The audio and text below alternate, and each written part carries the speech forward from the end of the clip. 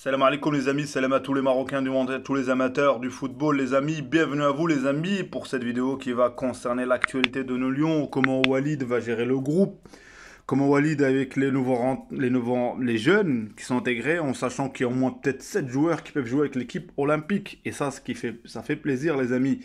Il y a aussi la candidature de notre pays, notre cher pays avec notre roi, Sa Majesté le roi, que Dieu le garde et en bonne santé, qui a émis une candidature en plus en pleine conférence de la CAF en remise du prix pour distinguer les efforts du roi, de notre Sa Majesté le roi. Donc franchement, des bonnes nouvelles concernant ça.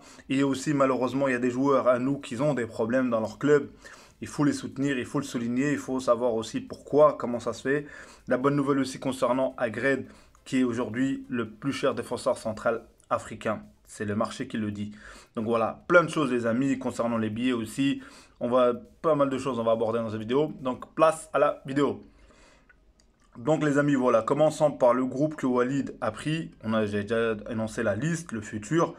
Mais dans ce groupe-là, les amis, je vais parler des joueurs qui jouent dans les pays du Golfe et notamment Abdelrazak Hamdallah et Boufal aujourd'hui. Boufal, j'aimerais bien qu'on lui pose la question pourquoi tu as choisi les pays du Golfe? Pourquoi? On peut dire que c'est le meilleur dribbleur, on peut dire que c'est lui qui dribble le mieux, on peut dire que tout ça, mais concrètement, aujourd'hui pour moi, sa place est remise en cause, qu'on le veuille ou non. Peut-être que pour ce rassemblement, ça posera pas de problème, mais croyez-moi que quand tu vas, et Abdelazak Hamdallah, moi qui marque à chaque fois quand les réseaux sociaux, je le vois, on me parle de Hamdallah, a mis des buts, oh, c'est bon. Franchement, on sait le niveau du championnat saoudien, le championnat qatari, tous les championnats. On sait que les meilleurs joueurs jouent en Europe, tout simplement. Et en sachant que le potentiel qu'on a aujourd'hui, on n'a pas besoin de Hamdallah. Que même Bouffal, entre guillemets, le meilleur dribbleur. Mais pour autant, on verra bien dans l'avenir. Donc voilà, il n'y a pas de problème dans l'équipe. On sait très bien que Walid gère son groupe. Mais il nous a donné un petit indice concernant les joueurs qui ont des problèmes dans leur club. Sur l'instant T, il a dit que concernant Saïs, ça pose pas de problème, mais avec le temps, ça peut poser problème. Donc on va bien à la philosophie du joueur, de notre entraîneur, Walid Regragui. On va parler aussi de Ziyech à Chelsea qui a été mis au congélateur, les amis, par Potter. Moi, en fait, avec Chelsea, ce que je m'aperçois, Ziyech, le pauvre, c'est qu'à chaque fois quand le club va mal, je me rappelle même avec Tuchel, Tuchel, donc quand le club va mal, on met Ziyech titulaire quand le club tourne pas rond, quand l'entraîneur a tout essayé, a fait tout ça, on sort Ziyech du congélateur et on le met. Et là, il y a eu match nul hier contre contre un qui est classé dans les derniers. 2-2, Ziyech n'était même pas convoqué. Et moi, ce qui me pose problème, c'est que ce club, si vous ne le voulez pas, pourquoi vous l'avez gardé? Moi, c'est ça que je comprends pas, les dirigeants de Chelsea. Le mec, il voulait signer au PSG, même si c'est pas la meilleure solution. Mais au moins, il voulait tenter sa chance. On l'a gardé. Et il était titulaire avant contre Dortmund. Et il faisait des bonnes performances. Moi, je trouve que Ziyech, il faisait des bons matchs. C'est pas moi qui le dis, c'est les chiffres, c'est tout ça. Donc aujourd'hui, vous allez voir que si ça se passe mal, à mon avis, peut-être qu'on va sortir Ziyech du congélateur. On va le remettre encore. Donc on verra bien. Mais bon, j'espère que le Real Madrid va éliminer Chelsea. Donc voilà pour moi. Et aussi, je vais parler de Ounahi. Ounahi, aujourd'hui, on a la sortie de Tudor, la sortie de Benatia, qui a parlé comme quoi il a un grand avenir, un grand souffle, hein, tout ça.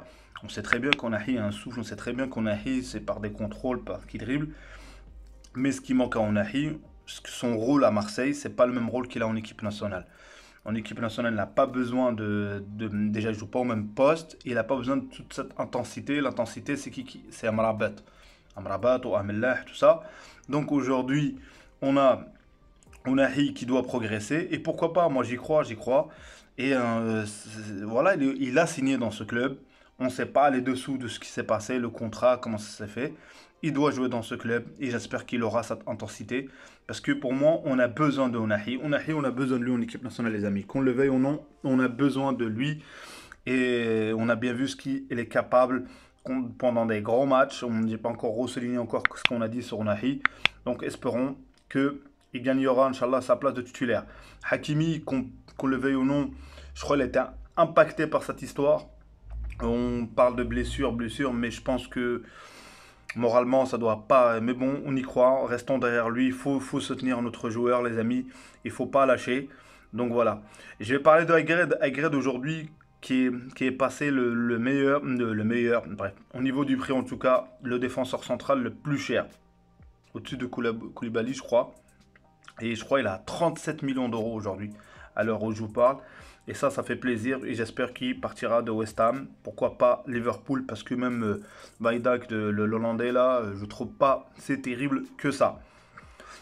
Et il y a aussi, je veux parler aussi côté, voilà, notre qui sera titulaire contre le Brésil, les amis. Qui sera titulaire? Est-ce que on aura des changements? Est-ce qu'on aura les mêmes? Est-ce qu'on rebolote encore une fois? Malgré qu'il y a la blessure de Hamallah, ça veut dire Sabiri qui va être là. Donc je pense qu'on va reconduire le même. Je pense que Bouffal, s'il est là, c'est que peut-être qu'il va être mis. Mais bon, on verra bien.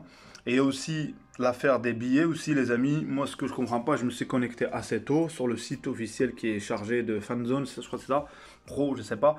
Donc, en se connectant, on me dit, voilà, faut attendre, le site se recharge automatiquement, faut attendre, faut attendre. Moi, personnellement, j'ai pas réussi. Est-ce qu'il y en a qui ont réussi, les amis? Dites-moi en commentaire. Mais en tout cas, je trouve que c'est mal géré. Et je trouve que tout le monde nous regarde, les amis, que notre fédération, doit mieux gérer ça. Il y aura demain apparemment une autre ouverture de billets. Est-ce qu'on va réussir à en avoir ou pas? Parce que là déjà, apparemment dans le marché noir, les billets se vendent à 1500 dirhams, 150 euros. Et en sachant que les gens n'ont pas beaucoup de moyens et en sachant que c'est une fête, si le billet se vend à 1500 dirhams, c'est quand même choquant, choquant. Mais ça a toujours existé, les amis. Donc voilà, et la candidature de notre pays, les amis, pour la Coupe du Monde 2030. Et franchement, ça fait plaisir, les amis. Ça rajoute un coup de boost, un coup de soft power. Pour moi, le fait d'être candidat, c'est déjà, on a déjà gagné. Le fait déjà qu'on parle du Maroc. Et est-ce que le Maroc va apporter cette candidature? Parce qu'il y en a, ils ont dit oui, on bouche le trou. Non, non, non, non, non. Le Maroc, on est venu le chercher. Le Maroc, avec lui, a l'Afrique, a des voix africaines. Ça veut dire, dans le vote, le Maroc pèse du lourd.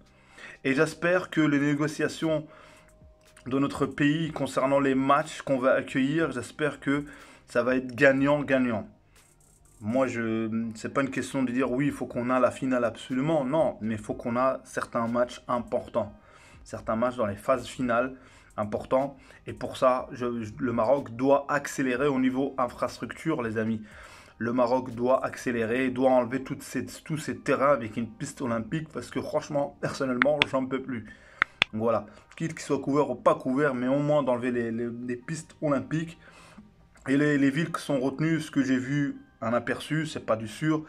Bah là, il y a la ville de Tanger, la ville de Fès, la ville de Agadir, la ville de Marrakech et Casablanca et Rabat, bien sûr, Rabat, bien sûr.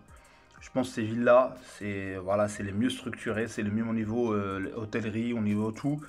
Je pense qu'il y a un potentiel. Fès, je sais que c'est une ville assez historique dans notre pays, mais ce qui est au niveau de la capacité des autres, tout ce qui est l'infrastructure, donc on verra bien. On verra bien ce qui va se passer. Donc voilà les amis, j'essaie de faire le tour. Je pense que peut-être j'ai oublié certaines choses, mais on va essayer de corriger ça les amis pour une prochaine vidéo.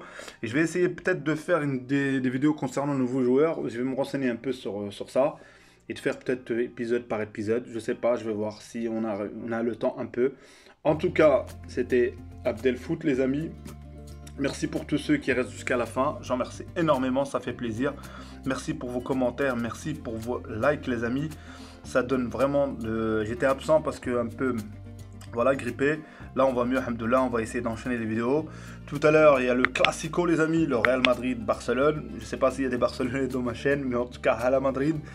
Et en tout cas, Dima Maghrib, Dima le Maroc. Et on va de l'avant. Et j'espère qu'Inch'Allah, cette fois-ci, c'est la bonne. Et j'espère qu'on battra le Brésil de Vinicius aujourd'hui. On peut l'appeler comme ça parce que Neymar est obsolète aujourd'hui, je pense. Donc voilà, les amis. Prenez soin de vous. Salut, salut. À une prochaine vidéo, les amis. Ciao, ciao.